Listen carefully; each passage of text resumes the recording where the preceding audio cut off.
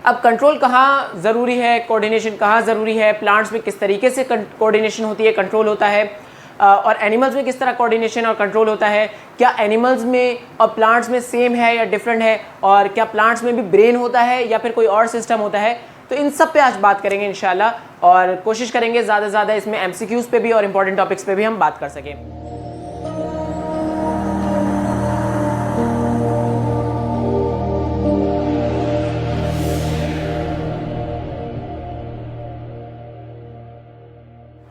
Assalamualaikum and welcome back. My name is Anas Hashim and today we are going to talk about chapter number 3, that is coordination and control.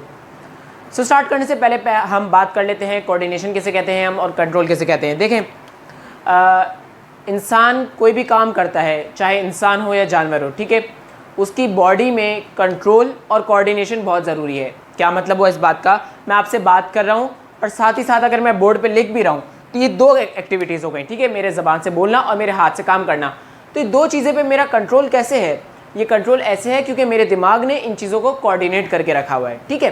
तो coordination यही होता है, दो चीज़ों को आपस में इस तरीके से जोड़ के रखना और साथ साथ काम भी करते रहना, एक तो कंट्रोल अच्छा और कोऑर्डिनेशन अच्छा। तो ये ह्यूमन के लिए बहुत स्पेसिफिक काम करने के लिए बहुत ज़रूरी होता है, कोऑर्डिनेशन भी और कंट्रोल भी। सो स्टार्ट करते हैं हम टाइप्स ऑफ कंट्रोल से, ठीक है, क्योंकि एक इंपॉर्टेंट चीज़ है जो कि पूछी जाती है एग्जाम्स में कि टाइप्स ऑफ कंट्रोल में आपको पूछा जाता है कि कितने टाइप्स के कंट्रोल हो सकते हैं। तो आप कहेंगे केमिकल कंट्रोल या नर्वस कंट्रोल, दो तरह का कंट्रोल होता है, ठीक है। अब केमिकल कंट्रोल में क्या चीज़ है और नर्वस कंट्रोल में क्या चीज़ है, क्या मेन डिफरेंस है, ठीक है। तो केमिकल नाम से बता रहे हैं वो क्या होगा, केमिकल होगा, और केमिकल कोई भी लिक्विड फॉर्म में हो सकता है या आइंस फॉर्म में हो सकता है। और नर्वस कंट्रोल क्या होते हैं, नर्व्स से, यानी कि आपके दिमाग से नर्व्स जो आती हैं, ठीक है, और नर्व्स किस तरह होती हैं, इलेक्ट्रिक इम्पल्स की तरह होती हैं, ठीक है। तो कॉमन सेंस की बात है, इलेक्ट्रिसिटी और लिक्विड में कौन सी चीज़ ज़्यादा तेज़ ट्रैवल करेगी, जाहिर है इलेक्ट्रिसिटी ज़्यादा तेज़ ट्रैवल करेगी। तो ये सिस्टम जो होता है हमारे पास, नर्वस सिस्टम, ये हमेशा हमारे पास होता है फास्ट, और केमिकल कंट्रोल सिस्टम जो है वो होता है हमारे पास स्लो। तो ये मेन डिफरेंस है जो आपको याद रखना है। अनदर थिंग इज़ कि केमिकल कंट्रोल जो है वो किस पर मुश्तमिल होता है, यानी कि केमिकल कंट्रोल थ्रू किन चीज़ों से होता है।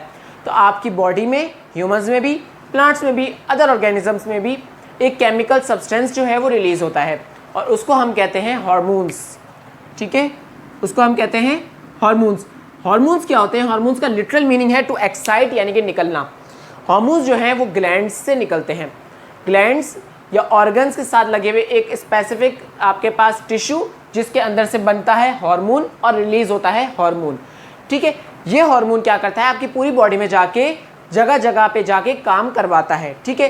स्पेसिफिक एक्शन को या तो कंट्रोल करता है या फिर उनको इनहिबिट करता है, इनहिबिट यानी कि रोकता है। तो केमिकल कंट्रोल जो है उसको सर से लेके पाँव तक, इस हाथ से लेके इस हाथ तक हर जगह अगर पहुँचना है तो वो कौन सा रूट लेगा। मैं आपसे कहता हूँ कि मुझे अगर कराची के हर इलाके में घूमना है तो मैं कोई एक ऐसा रोड लूँगा जो कि हर इलाके में पहुँचता है, ठीक है, एक ऐसा सेंट्रल रूट जो कि हर रास्ते पर मुझे छोड़े।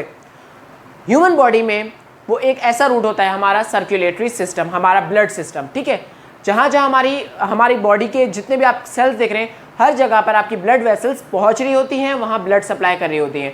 सो आपका केमिकल कंट्रोल जो है, जो कि हार्मोन्स है बेसिकली, वो सर्कुलेटरी सिस्टम के थ्रू ट्रैवल करते हैं। किसके थ्रू, सर्कुलेटरी सिस्टम के थ्रू। तो ये चीज़ आपने याद रखनी है, स्लो होता है, सर्कुलेटरी सिस्टम के थ्रू ट्रैवल करता है, जबकि आपका नर्वस सिस्टम जो है वो थ्रू नर्व्स ट्रैवल करता है। अब नर्व्स कहाँ से बनती है, आपके स्पाइनल कॉर्ड में है, आपके ब्रेन में है, ठीक है, एक्सॉन्स हैं, ठीक है। तो ये क्या होती है, नर्व्स होती हैं जो ट्रैवल करती हैं और ये भी पूरी बॉडी में फैलती हैं, लेकिन इनका काम होता है इलेक्ट्रिक इम्पल्स देना, करंट टाइप, ठीक है। तो ये होते हैं थ्रू नर्व्स।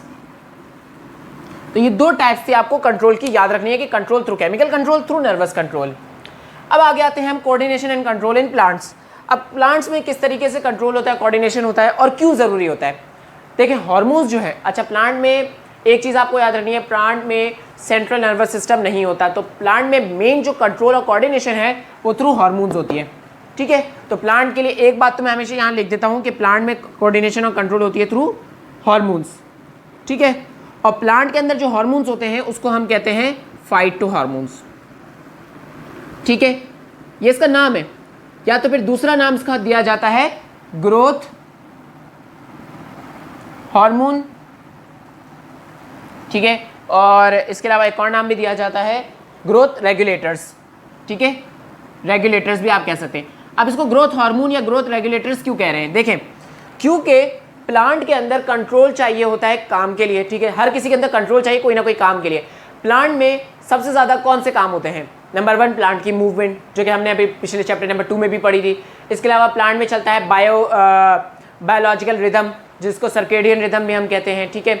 इसके अलावा प्लांट में होती है ग्रोथ, ठीक है, और इसके अलावा प्लांट में होता है आपके पास हार्मोनल या इन्वायरमेंटल स्ट्रेस से बचना, ठीक है, उनसे यानी कि एक तरह से निपटना, ठीक है।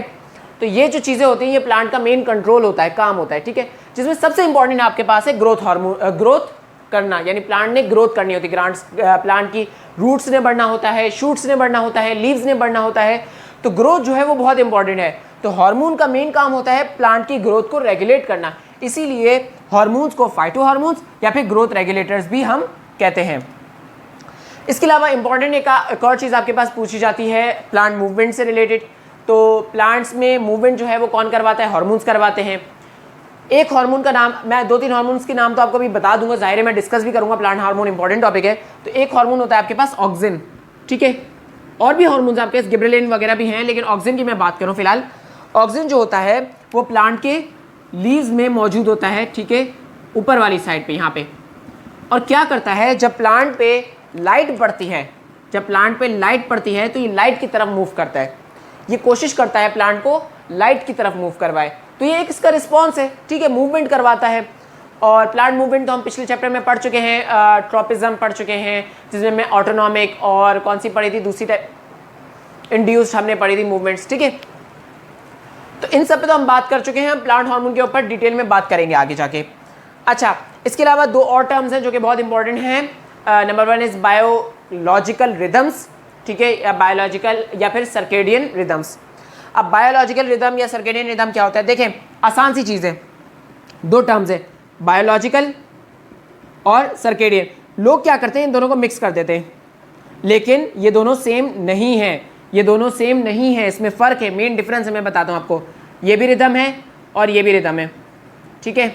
होता क्या है, देखें, एक प्लांट है, दिन में उसके फ्लावर खुल जाता है, रात में उसका फ्लावर बंद हो जाता है, ठीक है।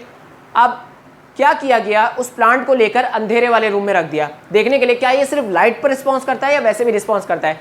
तो प्लांट ने अंधेरे में भी क्या किया, दिन में उसका फ्लावर खुल गया, रात में उसका फ्लावर बंद हो गया।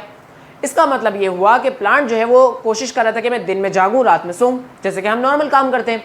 तो ये प्लांट ने क्या किया, ये एक साइकिल चल रही है प्लांट की, एक स्पेसिफिक रिटर्न साइकिल है, ठीक है, जो कि वो स्पेसिफिकली रिदम है, यानी कि रोज़ करता है वो काम, ठीक है। अगर तो ये काम प्लांट हर 24 घंटे में रिपीट करता है, ठीक है, तो उसको हम कहते हैं सर्केडियन रिदम। अगर 24 घंटे में वापस करता है, ये घूमकर अगर 24 घंटे में वही काम वापस करता है तो हम उसको कहते हैं सर्केडियन रिदम। लेकिन अगर कोई प्लांट है जो बार बार वो काम करता रहता है, उसको कहते हैं हम बायोलॉजिकल रिदम। अब फ़र्क कहाँ हुआ, देखिए, अगर कोई प्लांट है जो बार बार अपना काम रिपीट कर रहा है, चाहे 1 दिन में करे, 2 दिन में करे, 3 दिन में करे, कोई प्लांट होगा 3 दिन बाद अपना काम रिपीट कर रहा होगा, कोई प्लांट है 5 महीने बाद, 5 महीने बाद, 1 साल बाद अपना वही काम रिपीट कर रहा है, तो ये जो रिपीट करना है इसको हम कहते हैं बायोलॉजिकल रिदम, ठीक है।